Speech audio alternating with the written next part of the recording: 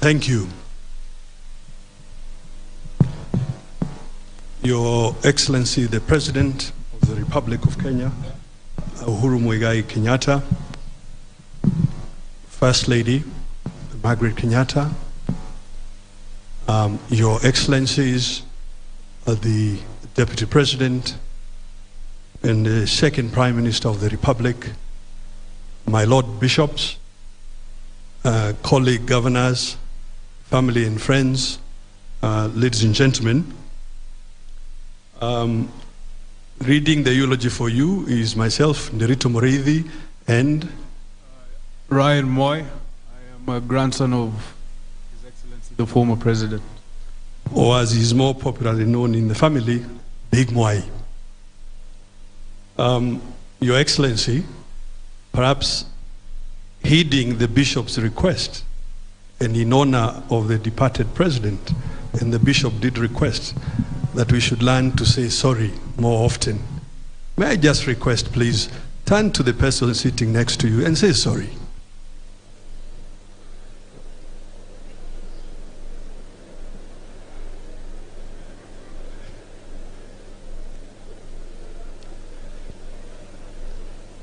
Your Excellency, and the congregation, we thank you. So here it goes. Leo Tolstoy once said that there is no greatness where there is no simplicity, goodness, and truth. And here, therefore, is the life and times of His Excellency Mwai Kibaki, CGH, third President of Kenya. That Mwai Kibaki was a humble man who loved simplicity is well known. That he was a good and great man is an acknowledged fact. That he cherished truth and fairness is not in doubt. Mwai Kibaki recognized that serving others is life's greatest joy and its ultimate reward. To millions of Kenyans, he was the brightest of 1,000 points of light. In him, Kenyans found reason to hope, the courage to dream, and a man to emulate. Mwai Kibaki's life is intertwined with, with our nation's history. But besides being a story of a commander-in-chief of great accomplishments, it is a story of a deeply devoted family man, a beloved son, a dear husband, a cherished father, and a grandfather, a treasured brother, and a dutiful uncle and relative to many. Mwai Kibaki taught us that public service is noble and necessary. He showed us that one can serve with passion and utmost integrity. In fidelity to our shared humanity, he heeded the call to serve his country and never looked back.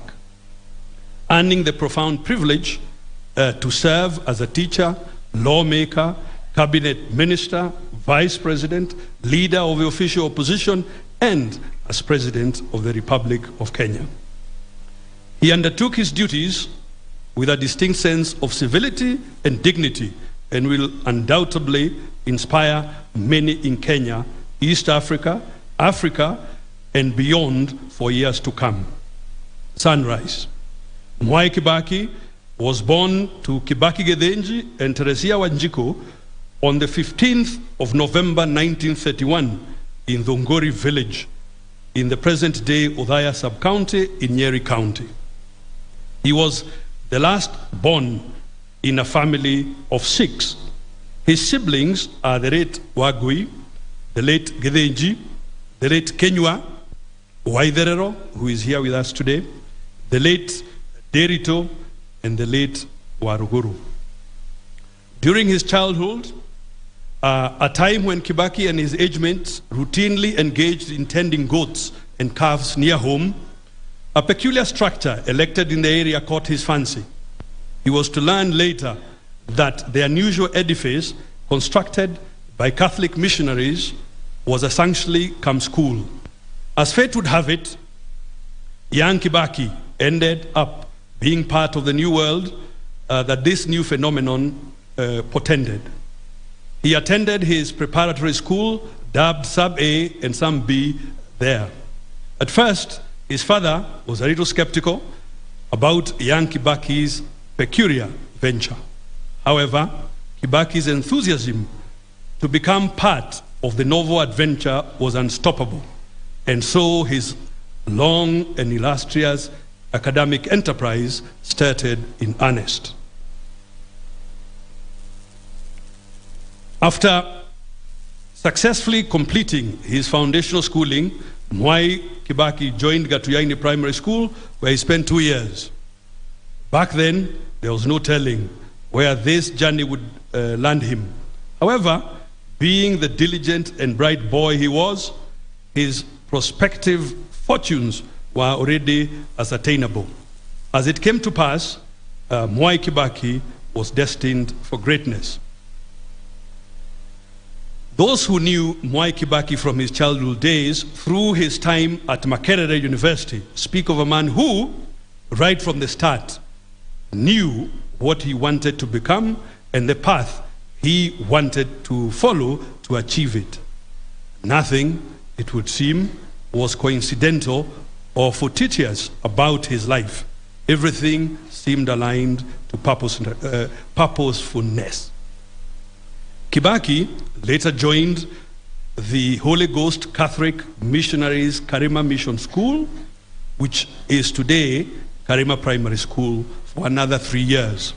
From there, he went to Madari School, later named Nyeri High School, before joining the Mangu High School, discovering Yonda. It was at Mangu High School that greatly transformed Kibaki's life. Started by Catholic priests, Mangu High School became the melting pot in which some of the best brains in the country were chaperoned into greatness. The founders of Mangu High School were keen on establishing an institution firmly anchored in the Catholic faith and fully committed to the pursuit of academic excellence. After excelling at Mangu High School, Kibaki joined Makerere University College in Uganda to pursue a Bachelor of Arts degree in economics, history, and political science. He emerged as one of the best students in the Faculty of Arts in 1955, attaining a first-class honors degree. After graduation, Kibaki was employed at Shell Uganda as an assistant sales manager. He resigned when he secured a scholarship to study for a Bachelor of Science in Political Science, in Public Finance, sorry. I repeat. He resigned when he secured a scholarship to study for a Bachelor of Science in Public Finance at the prestigious London School of Economics and Political Science, LSE. At LSE, Kibaki became the first African to graduate with a first-class honors degree. Mwai Kibaki returned to Makerere as an assistant lecturer in the Department of Economics. The university would, years later, in 2012, bestow upon him an honorary Doctor of Laws degree as a testament to his distinguished and outstanding contribution to public service at the national, regional, and international levels. The tree and its branches. Just as a farmer plants a small seed which grows to become a large tree with branches that yield a bounty of fruits, as well as providing a safe and secure shade, Mwai Kibaki settled back home when he met and wedded Lucy Muthoni in the year 1961. Their union bore them one daughter and 3 sons, Judy Wanjiko, Jimmy Kibaki, David Kagai, and Tony Githenji. Today, the home is also filled with 7 grandchildren, being Joy Marie, Ryan Mwai, Christina Muthoni, George Mwai, Jeremy Mwai, Anna Lisa Muthoni, and Leah Rose Muthoni. Political inclination. Makerere was where Mwai Kibaki launched his political career.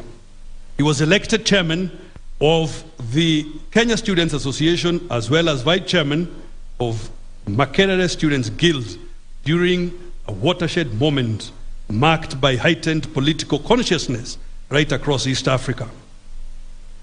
This was a time when the agitation to end colonial domination in Africa was at its peak.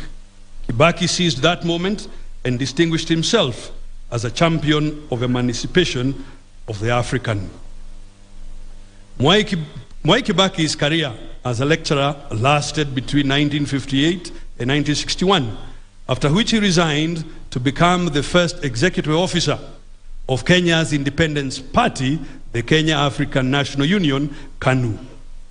Mwai Kibaki put his best foot forward to strengthen KANU for victory in the 1961 elections. KANU garnered 19 out of 33 elected seats in the House of Representatives.